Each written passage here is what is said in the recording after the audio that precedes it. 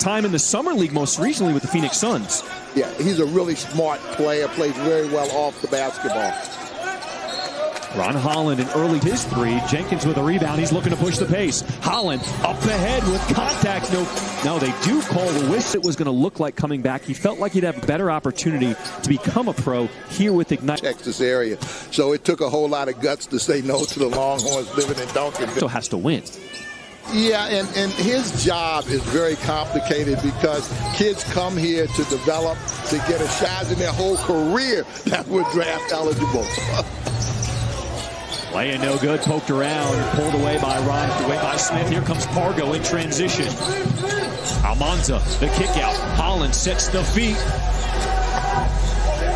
I see. Yeah. Very familiar to this Ignite team.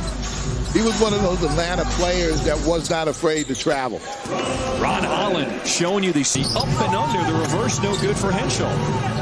Holland with the leak out and throws it down with two hands. Holland really found the McDonald's game, and so a lot of those guys would come in, and from day one, you knew Magic Johnson was special, the way he just smiled. Damon used to tell you from Portland, there were no really big-time players coming out of Portland, and he had to step up to show people that he could really play, and boy, could he play.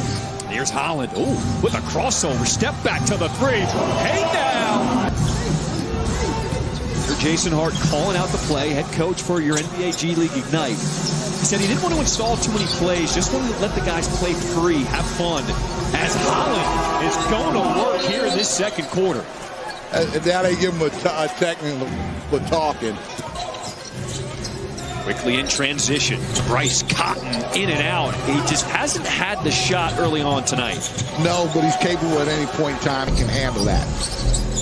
He's also been more vocal, calling out, pointing things out, making sure guys are in the right spots. Holland, another block by Sarr.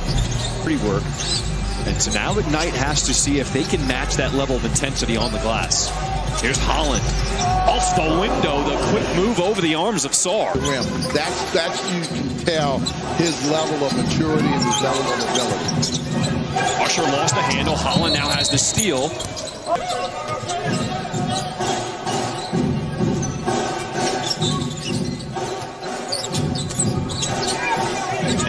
He stood up by Holland, and Holland strips it away.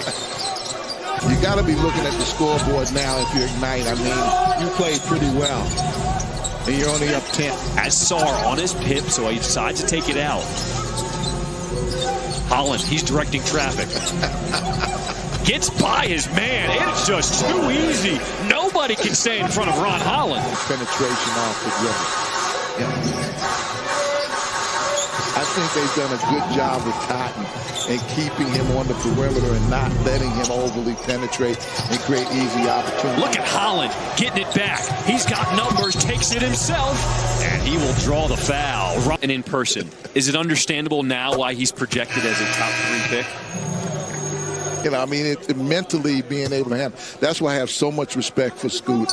I just thought, we saw it first. Scoot, one of the guys that helped in his development said one of the things is Scoot, when you got to brothers and sisters, think about that. I mean, that's how young this group is.